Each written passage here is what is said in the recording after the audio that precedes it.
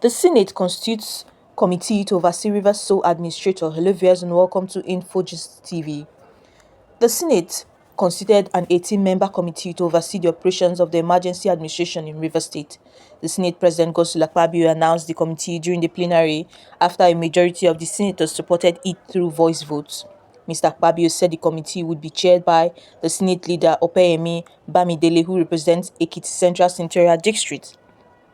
Other members of the committee are Adamu Aliori from Kebbi State, Osita Izunaso from Imo State, Osita Ngwu from Enugu, Kaka Shehu from Borno, Aminu Abbas from Adamawa, Tokumbo Abiru from Lagos, Adeyemi Agbenume from Ondo State, Sani Musa from Niger, Simeon Lalong from Plateau State, Asakwo Okpenyong from Cross River State, Adams Oshomole from Edo State, Ireti Kingibe from Federal Capital Territory, Onyekachi Nwebonyi from Ebonyi State, Idiat Adebule from Lagos State, Edet Dafino from Delta, Muhammadu Nakundu from Jigawa, and the Clerk of the Senate, Andrew Nwoba. The committee's primary objective is to ensure transparency, accountability, and proper governance during the state's 6 months emergency rule. Mr. Akpabio urged the committee to begin its oversight functions immediately to safeguard democratic norms and prevent potential abuse of power during the emergency period. It was reported that in March, President Bola Ahmed Tinubu suspended all elected officials in Rivers State, including the governor, Similayo Fubara. The president also appointed Ibas, a retired chief of naval staff, as the sole administrator for the Senate for an initial period of 6 months. The appointment was later ratified by both chambers of the National Assembly in accordance with Section 305 Sub 2 of the Nigerian Constitution. The state of emergency was, however, opposed by some Nigerians, including the South-South Governance Forum. The chairperson of the forum, Doyo Diri, who is also the governor of Bayelsa State, said the political situation in Rivers State did not deteriorate to a point where it required an emergency reconsidering the provisions of Section 305, Sub 3 of the 1999 Constitution. The Nigerian Bar Association also condemned the emergency declaration and the appointment of Mr. Ibas as the sole administrator. The association said President Tinubu lacked the authority to remove an elected governor from office. Like the Senate, the House of Representatives also has a committee to oversee the development in Rivers.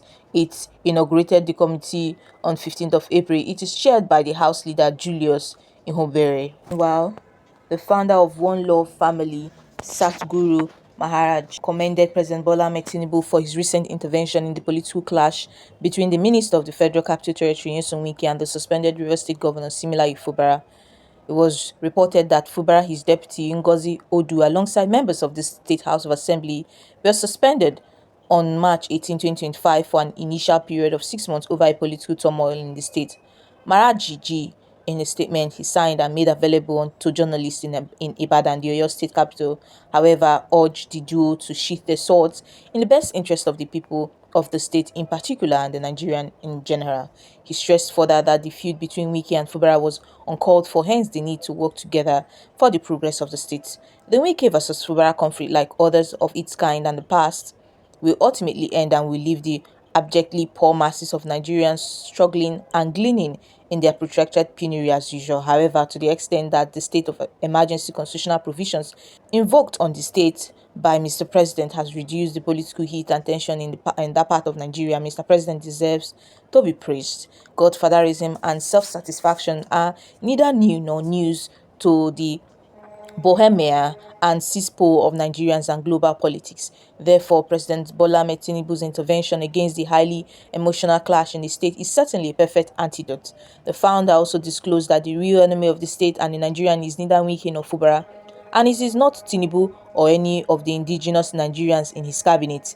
Instead of fighting and hating themselves, Wike and Fubara should commit themselves against sustaining rift or disagreements in the state for the real enemy of peace and progress in Nigeria to exploit to the benefits of their ultra-evil agenda.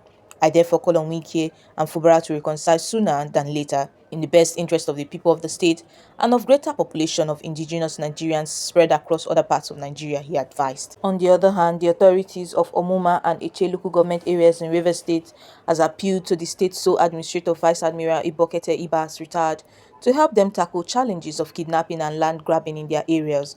Also, they said the invasions of the areas by herdsmen and other criminal activities in their areas are also major challenges bedeviling them.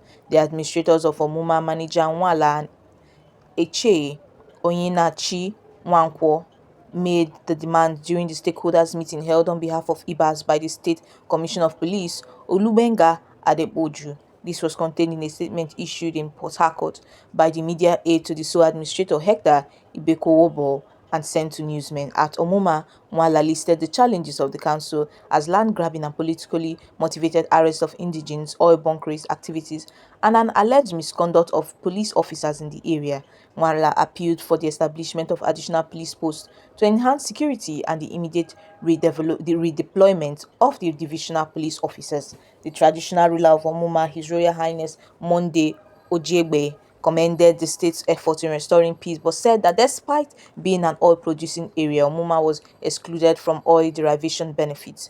Ateche Nwankwo expressed deep concerns over rising criminality, especially kidnapping, land disputes, and herdsmen invasion. The President General Silas Ayanwu said residents were sleeping with one eye open and cited an incident where an Apara man was assaulted for refusing to pay a 6,000 naira fee to access his farmland. One Chief Joseph Amechi criticized the repeated absence of Miyetti Allah leadership at security meetings. According to Amechi, the HA, which once had two functional hospitals, now struggles with one. The Okehi General Hospital and Umuede Health Center are non-operational, leaving residents without adequate medical care.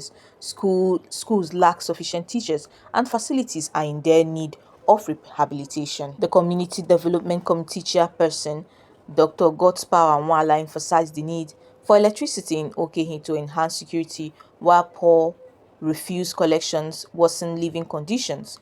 Other stakeholders called for the revival of the Delta Rubber Company to engage youths and curb restiveness. In response, CP Adepoju assured that the allegations against the DPO would be investigated and that appropriate actions would be taken against him. Adepoju called on stakeholders to protect government facilities and report suspicious activities promptly, and also encouraged the local government leadership to identify non-functional but impactful projects for government interventions. He said the Rivers State government would review boundary disputes with Abia State to ensure fair resource allocations.